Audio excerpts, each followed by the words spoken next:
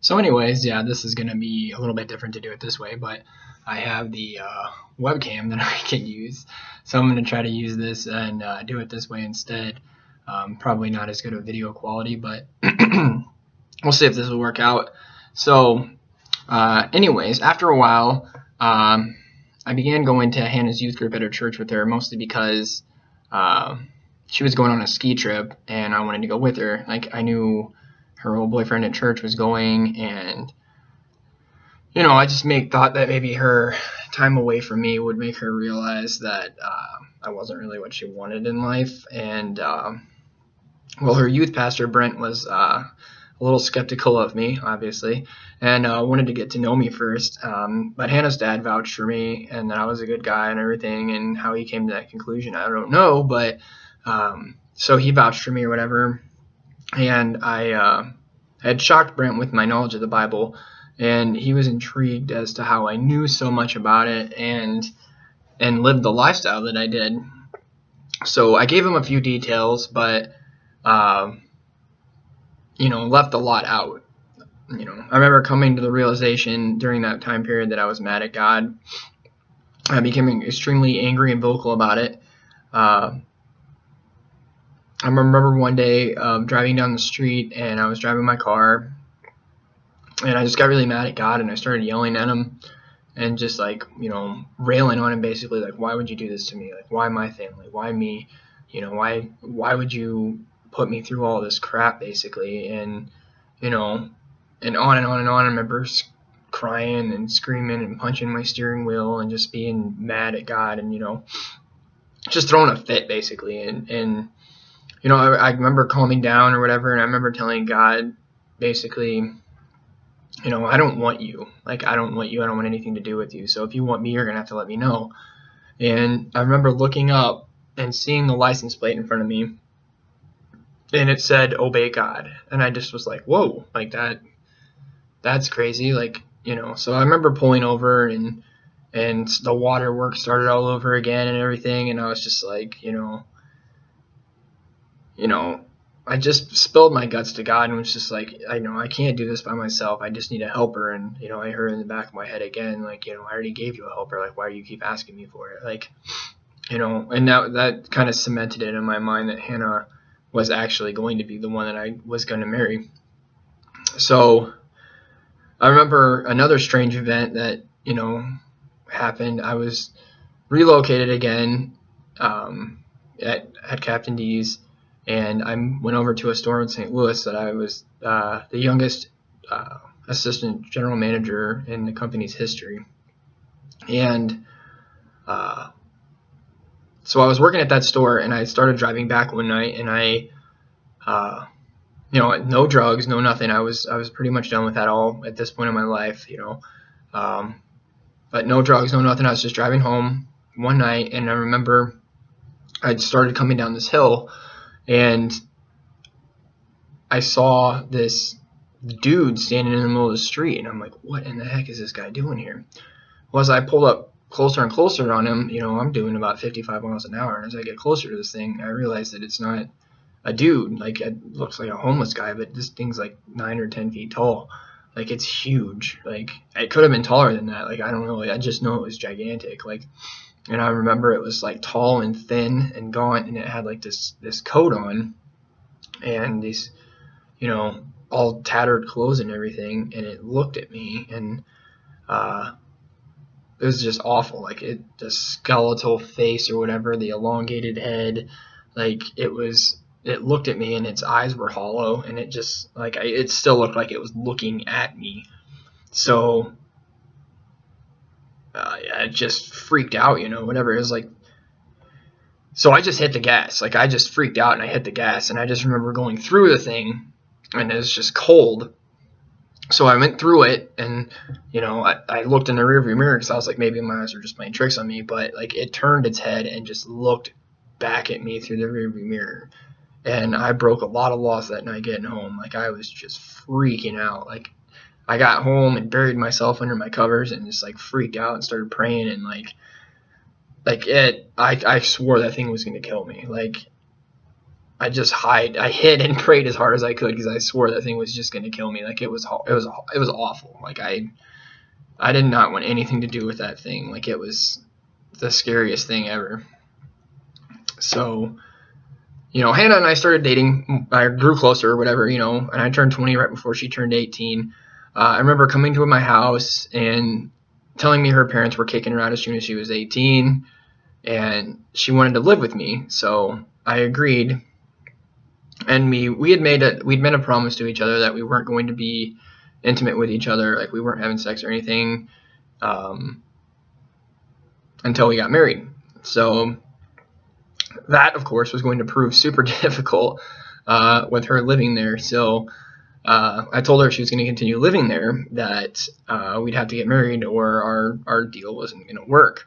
So we got married that October, and immediately she was pregnant. So we soon after that got our first apartment where my brother Joseph moved in with us. And I still had bandmates. I told you have to remember that I'm still playing music during all this, and I'd given up smoking because I don't know, I just asked Hannah one day. I was like, hey, do you want me to quit smoking? And she's like, well, yeah, it's not good for you. I definitely want you to quit smoking. And I was like, well, I want to quit smoking, so if you want me to quit smoking, I'm going to quit. And she's like, well, don't do it for me, do it for yourself. So I did.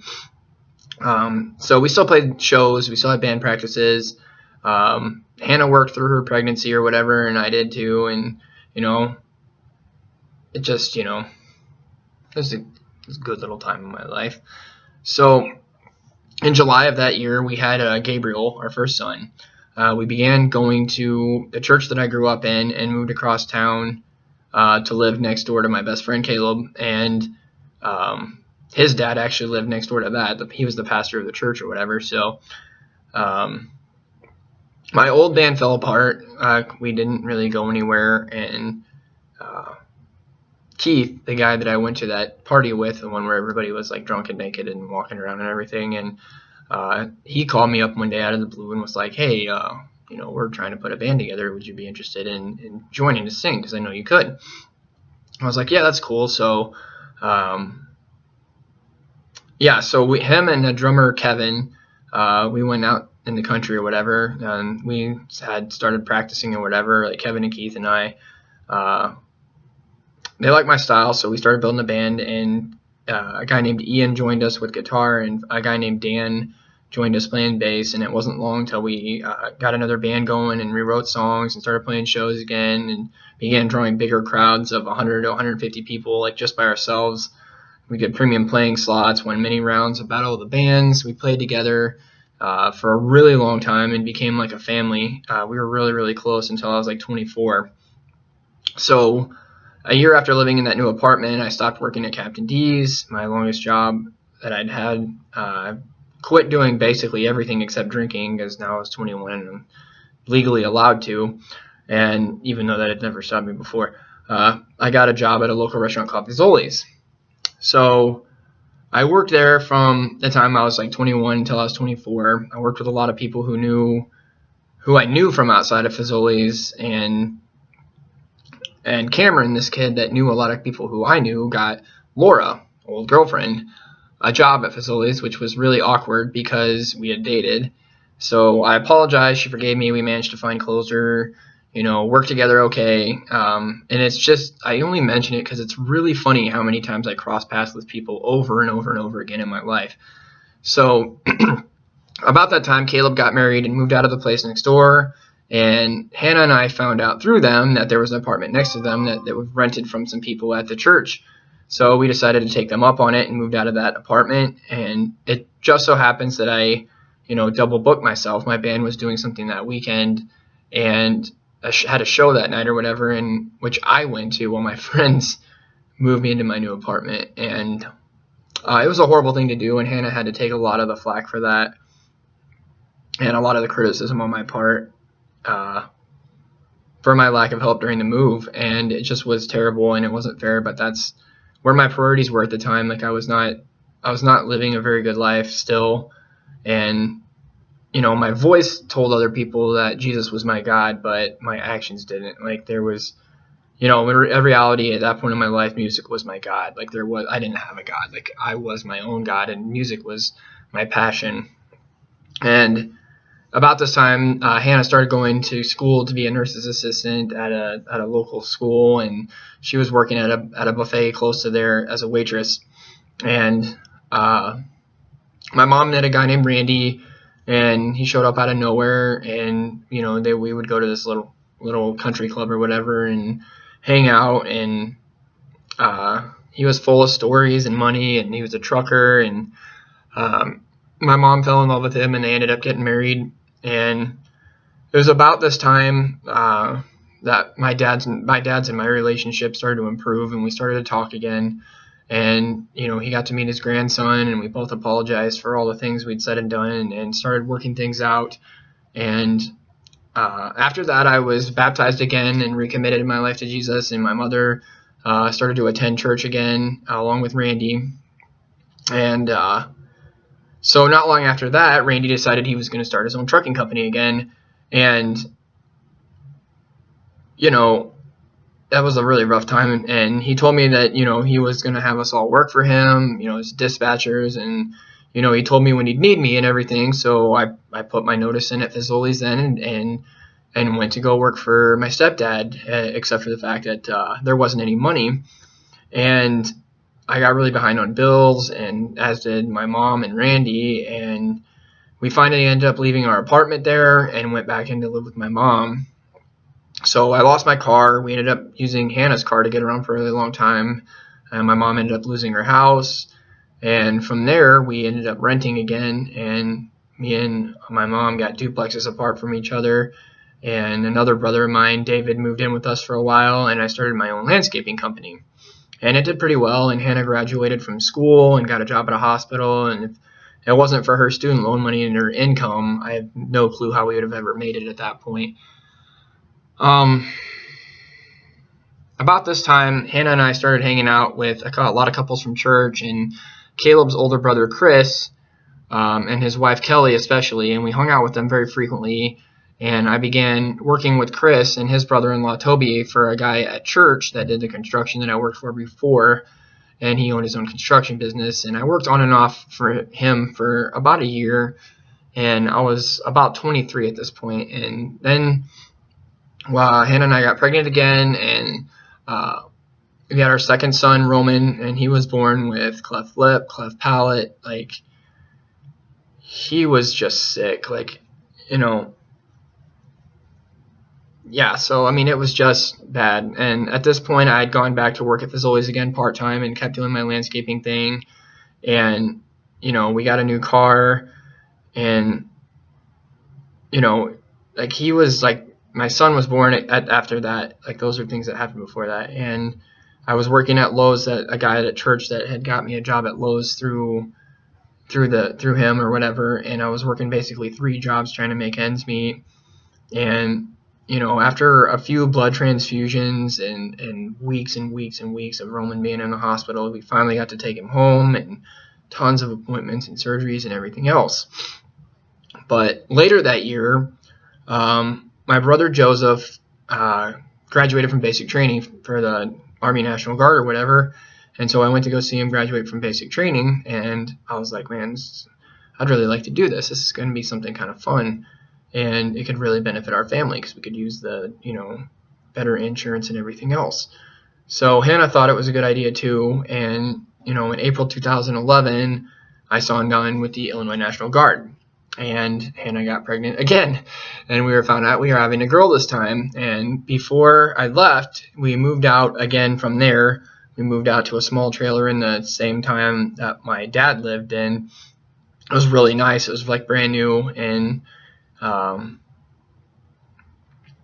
yeah. So my other brother Zach joined the Marines about the same time, and he left a couple of weeks before I did for his basic training.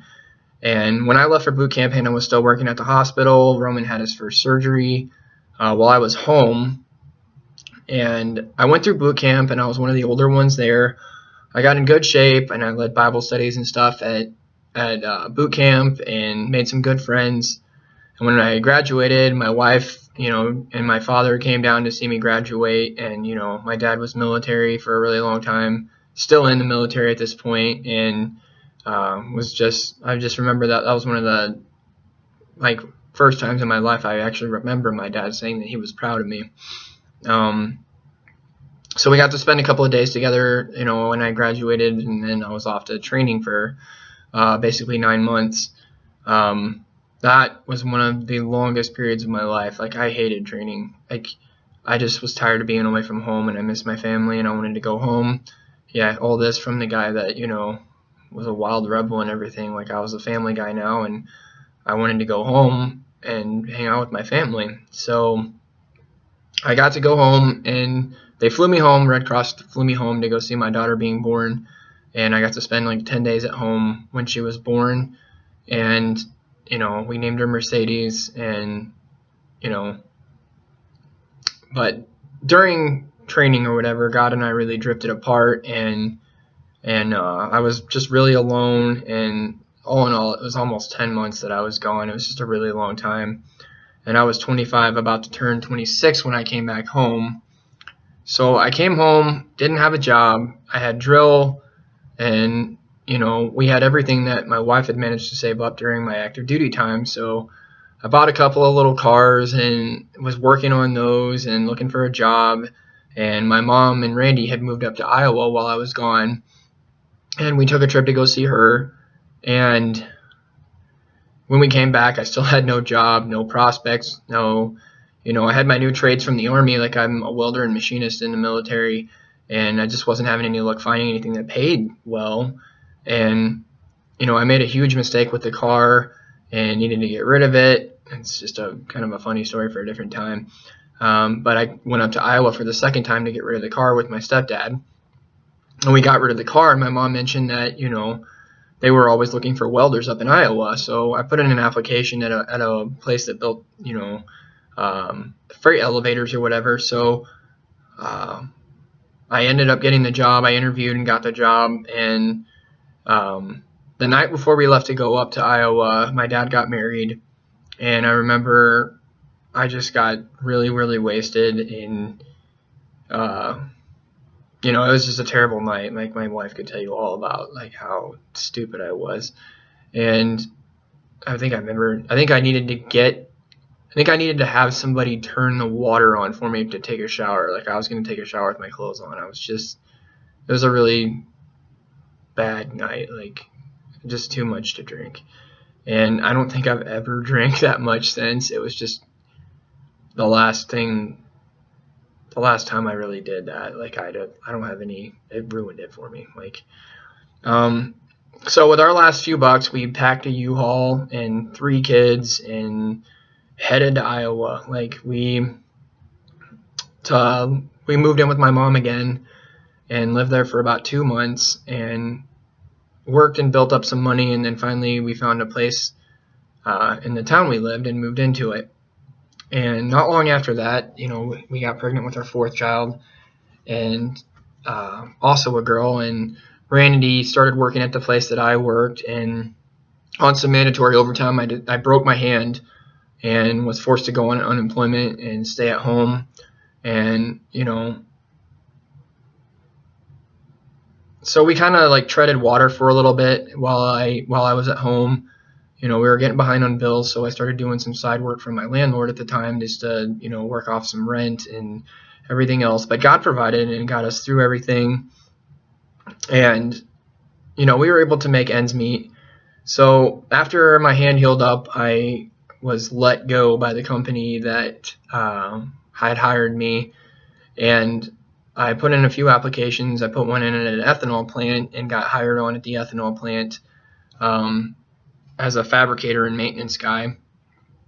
And Hannah and I found a new church family. We were going to a big, huge church down in one of the bigger cities that's south of us, and it was one of the cornerstone churches or whatever. And we started going to that, but it was just too big and too far away, and we just didn't have any fellowship. So we were just like, this is too big and it's just not working for us. Like, the preaching was dynamite, but we really wanted some fellowship. And like, they were like, oh, get plugged into a small group. And we were like, oh, a small group. So we called up the guy for the small group, and he was like, yeah, you can come, but we don't allow kids and stuff. And this is how much the material is going to cost you and everything. And we were just like, what? Like, we can't bring our kids. We're not coming. Like that's no, like that. It was like, it just kind of turned us off of the whole thing. So we started going to this other little church or whatever because our kids were all in Awana, and we were like, hey, we like the Awana program, so we'll just go into, the Awana website and try to find a church that's close to us. Well, as it turned out, like the church that's like literally right down the street from us is like an evangelical church or whatever. So we were like, yeah, that's a cool idea. We'll just go there. And so one day, as I'm driving to work or whatever, I noticed this older abandoned house sitting on the corner, and I'd seen it a bunch of times before, but like God really put it into my mind, like, this house is important. Like, look at this house. Like, look at this house. And I was like, okay, God, I'm looking at the house. What about it? So I went home and I mentioned it to Hannah, and I was like, hey, what do you think about this house or whatever? And she's like, I don't know. What's the deal with it? And I was like, I don't know. I really feel like, I want to buy it or whatever. She's like, well, go see how much they want for it, Like, we had just gotten our taxes back and we had some extra money, and we were like, well, let's look into it. So I went down to the local little tiny realtor's office or whatever, and I was like, hey, what's the deal with this house? And he's like, well, it's odd that you would ask me, because the guy just contacted me this week and was like, I'm really interested in putting it back on the market. And I was like, oh, okay. Well, how much does he want for it? He's like, I don't know, put an offer in. So, I offered the guy like $20,000 because I figured that was a great deal. I was like, hey, I'm getting a good deal. He's getting a good deal, And he snapped it up in a heartbeat, which is no wonder, because as I started looking around and I realized I probably could have got it for about $6,000. But either way, I put like $2,000 down on it and put it on a 10-year contract, so it was ours. So we were in a 5-year plan of wanting to get it done, and worked on and done. So then our second daughter was born, Ari, and about a year or so later, I changed jobs again. A guy that I went to church with, Adam, said, hey, I work at this home for, kids or whatever, like these are kind of troubled kids or whatever, and kids that got adopted and didn't work out, and it's a prep school and all this other stuff. We have like 5 campuses statewide. You should come work for us as a maintenance guy. So I was like, oh, okay, cool. So, they're like, I went and interviewed, and well, first I interviewed for the development department or whatever as kind of like a secretary type dude or whatever, but they were like, hey, you don't really have the skill set we're looking for. So I went and interviewed for that, and they were like, well, hey, you're a cool guy. You're on fire for God. We could really use you in maintenance for maintenance management. And I was like, oh, okay, that's cool. So I went and started working there as a maintenance manager. Well, with the house nowhere finished yet, we were about 2 years in, and the house was nowhere near being finished yet, but it was enough to where I was like, look, why are we spending $500 a month on a rent when we could just go there and live and get it done that much faster? Yeah, so yeah, we went and moved into this house, and I mean, we didn't have insulation, we didn't have drywall, like the windows leaked, like it was a mess. Like we had a piece of plywood for a counter with a sink in it, and like a removable dishwasher and a fridge and a stove and our beds, and that was basically what we had. We got all our stuff out of storage and moved into this house, and I mean, it was just miserable. Like I remember feeling terrible that I'd moved my family into this house, but I mean, we're still living in it and I'm still working on it, but that's how it goes when you move into a house that's not done yet and you're living there. You don't have any motivation to work on it, but we're almost done now, and we're not at 5 years yet. So, but that was then. So I'm still in the military now. I'm building a house, we have children, our life seems pretty stable, and this is probably 2 years ago, but I'm not happy. Hannah's not happy. We don't fight. We just don't talk much. Like Hannah started her own business with making baby blankets, like personalized baby blankets. And, I don't really think a whole lot of it. We've always homeschooled our kids. Hannah's great. Hannah runs the house. And I just kind of, I'm kind of fading into the background. Like I'm not engaged, I have my own little pet projects, So Hannah and I's communication is terrible, and Hannah's stressed out, and I'm spinning wheels, and, then I remember I hit a point where I hit like a brick wall, and I have to go back a little ways in the story, while I was still working at the ethanol plant, Chris, Caleb's older brother and one of my best friends, got into a motorcycle accident. He had Meniere's disease, and they figure that basically what happened was that he had one of his attacks or whatever that made him dizzy, and his motorcycle leaned over and he slammed into a culvert and basically crushed his body into the culvert and died. This was like 2 weeks after we'd just gone to, or it was the week after we'd gone to visit his family and spent a week with them down in Illinois, where I grew up at. And so I went to his funeral, and I presented Kelly, his wife, with the flag in uniform because he was a veteran as well. And I just remember that it's one of the hardest things that we've had to go through or whatever, and it just hit me really hard, and I don't know, it just was really rough, a rough period in my life. And so I think I was just kind of drew within myself during that time period, and I didn't really want to engage anyone. And so coming back to, in the present, with our communication being terrible and Hannah's stressed and I'm spinning wheels and I'm just not being engaged, like I just don't feel anything anymore. Like I've